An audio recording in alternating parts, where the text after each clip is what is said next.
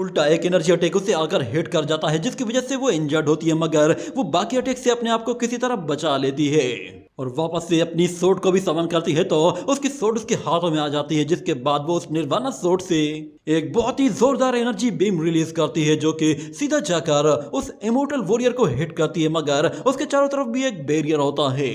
वो immortal warrior फौरन से उस एनर्जी अटैक को डिस्ट्रॉय करने के साथ उस पर पलटवार करता है, तो वो लड़की उस अटैक से अपने आप को नहीं बचा पाती और यहाँ पर सु मियाओ वो शाओशेन को उस बड़े से पत्थर के सामने लेकर आ जाती है और कहती है कि अब इस पर अपना हाथ रखो और अपनी अजूरा ड्रैगन पावर को यूज करो, जिसके साथ ये पत्थर तुम्हारी अजूरा एनर्जी को डिटेक्ट कर लेगा। ये कहने के साथ शाओशेन फौरन से उस पत्थर के सामने आकर खड़ा हो जाता है और अपनी अजूरा ड्रैगन एनर्जी के जरिए जैसे ही उस पत्थर को टच करता है, तो वो पत्थर उसकी अजूरा ड्रैगन एनर्जी को सेंस कर लेता है और हमें वहां पर एक अजूरा ड्रैगन फेस दिखाई देता है, जिस पर शाओशेन बिल्कुल हैरान हो जाता है और वो लड़की कहती है कि इसका मतलब ये है कि हम लोगों ने जो कुछ सुन रखा था वो बिल्कुल सच है।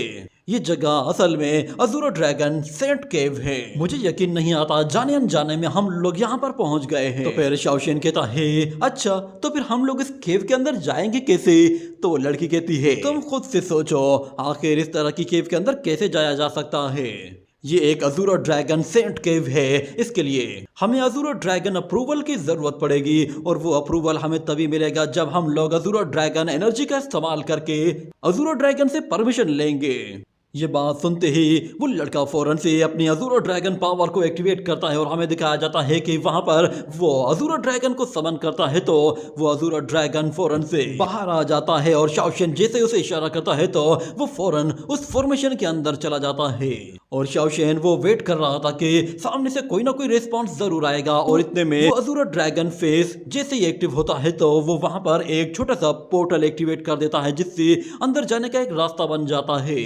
मगर इतने में शाओशेन को पीछे कुछ आवाज सुनाई देती है। वो पीछे पलटकर देखता है, वो लड़की बहुत ही ज्यादा मुसीबत में आ गई थी, मगर शाओशेन उसकी हेल्प करना चाहता था। तो सु मियाओ कहती है तुम किसका इंतजार कर रहे हो, चलो अंदर। और यहाँ पर हम लोग उस निर्वाणा स्वॉर्ड को और उस लड़की को देखते हैं। वो लड़की बहुत ही बुरी तरह जख्मी हो चुकी थी, उसके ऊपर बड़े बड़े पत्थर पड़े हुए थे और वो इमोर्टल वॉरियर कहता है कि क्या तुम अब भी रेजिस्टेंस शो करना चाहती हो? वो लड़की फौरन से अपने ऊपर से पत्थर हटाती है और दोबारा से अपनी स्वॉर्ड उठा लेती है और कहती है कि तुम्हारे साथ बात करना ही बिल्कुल बेकार है। मगर इमोर्टल वॉरियर कहता है कि लगता है तुम इस तरह नहीं मानोगी, चलो मैं तुम्हें दिखाता हूँ कि मेरिडियंस को किस तरह पेनिट्रेट किया जाता है। अगर तुम अब भी अपनी हार मान लेती हो तो तुम शायद जान से बच जाओगी। मैं तुमसे बस थोड़े बहुत ही सवाल पूछूंगा। ये कहने के साथ वो जैसे ही उस पर दोबारा से हमला करता है तो इस मर्तबा वो लड़की अपनी स्वॉर्ड को अपने पास बुलाती है और साथ में अपनी डुअल कल्टीवेशन को एक्टिवेट कर देती है, जिसके बाद हम देखते हैं कि वो अपनी डुअल पावर के साथ बहुत ही आसानी से उस अटैक को डिस्ट्रॉय करके रख देती है, जिसके बाद वो हवा में ऊपर जाते ही एक डुअल फॉर्मेशन एक्टिवेट कर देती है, जो कि एक्सट्रीम यिन यांग फॉर्मेशन होती है। जैसे ही वो उस फॉर्मेशन के साथ उस इमोर्टल वॉरियर पर हमला करती है तो ये देखकर वो इमोर्टल वॉरियर थोड़ा सा डर जाता है और उस अटैक को रोकने के लिए अपनी पूरी पावर यूज कर देता है।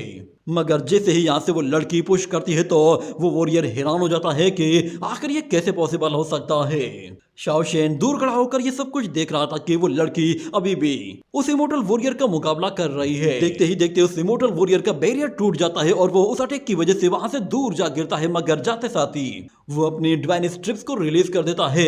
वो डिवाइन स्ट्रिप्स जैसे उस लड़की के करीब आती हैं तो वो उससे लिपट जाती हैं, जिससे वो लड़की बेहोश होकर सीधा नीचे जा गिरती है। शाओशेन दूर खड़ा होकर ये सब कुछ देख रहा था। उसे मौका चाहिए था उस लड़की को बचाने का और इस मर्तबा उसे काफी अच्छा मौका मिल गया था। दूसरी तरफ हम देखते हैं कि वो इमोर्टल वॉरियर जहां पर गिरा था वो फौरन से वहां से ऊपर उठता है और कहता है कि मामूली मोर्टल तुम्हें इस मर्तबा कोई भी नहीं बचा पाएगा। ये कहते ही वो जैसे ही हवा में ऊपर आता है तो दूसरी तरफ शाओशेन बगैर कुछ सोचे समझे उस लड़की को बचाने निकल पड़ता है और हमें दिखाया जाता है कि वो वॉरियर जैसे ही आगे आ रहा होता है तो शाओशेन उस लड़की तक पहुंच जाता है और वो उसे उठाकर वहां से तेजी से उस माउंटेन से नीचे ले जाता है। और यहाँ पर ये वॉरियर अभी भी उस लड़की तक नहीं पहुंचा था, मगर शाओशेन जैसे ही उस लड़की को लेकर पोर्टल के अंदर चला जाता है तो उस वक्त वो वॉरियर हवा में ऊपर आता है और वो देखता है कि वो लड़की यहाँ पे कहीं भी नहीं है। मगर एक जगह वो नीचे आता है और उसे दिखाई देता है कि उस लड़की का ब्लड यहाँ पर है, तो इसका मतलब है कि वो यहाँ पर गिरी थी। ये कहने के बाद वो सीधा उस गुफा वाले रास्ते की तरफ जाता है, तो वहां पर भी उसे कुछ भी नहीं दिखाई देता, जिसकी वजह से वो वहां से भी फिर दूसरी तरफ चला जाता है। जिसके बाद ये सीन यहीं कट होता है और अगले सीन में हम लोग शाओशेन के फादर को देखते हैं, जो कि एक गुफा के अंदर मौजूद होता है और वो काफी इंजर्ड हो चुका था, मगर उसने खुद को थोड़ा बहुत रिकवर कर लिया था। जब उसे होश आता है तो वो ये देखकर हैरान हो जाता है कि वो एक गुफा के अंदर है और उसका बेटा यहाँ पर आसपास कहीं भी नहीं। ये देखने के बाद वो फौरन से खड़ा होता है और बाहर निकलने की कोशिश करता है, मगर इतने में उसे आवाज आती है कि बाहर कुछ लोग मौजूद हैं और वो लोग उस गुफा के बारे में कह रहे हैं कि हम लोगों ने अभी तक इस गुफा को इन्वेस्टिगेट नहीं किया है। जैसे ही वो लोग उस गुफा के अंदर आते हैं तो उन लोगों को वहां पर कोई भी शख्स दिखाई नहीं देता, जिस पर वो लोग थोड़ा सा सरप्राइज होते हैं। मगर उन लोगों को जैसे ही वहां पर थोड़ा सा ब्लड दिखाई देता है, वो लोग फौरन से दौड़ते हुए उस ब्लड के पास जाते हैं और उसे स्मेल करते हैं, तो उन्हें पता चल जाता है कि ये ब्लड असल में शेन टियान हुओ का है। इसका मतलब है वो इस गुफा में थोड़ी देर के लिए मौजूद था और हो सकता है शायद वो अभी भी यहाँ पर छुपा हुआ हो। जैसे ही वो लोग उसे ढूंढने के लिए निकलते हैं तो शेन टियान हुओ एक वॉरियर के बिल्कुल ऊपर मौजूद होता है और उसका ब्लड हल्का सा जैसे ही ड्रॉप होता है तो वो वॉरियर पीछे पड़ता है। उसी के साथ ये एपिसोड यहीं पे ही एंड हो जाता है।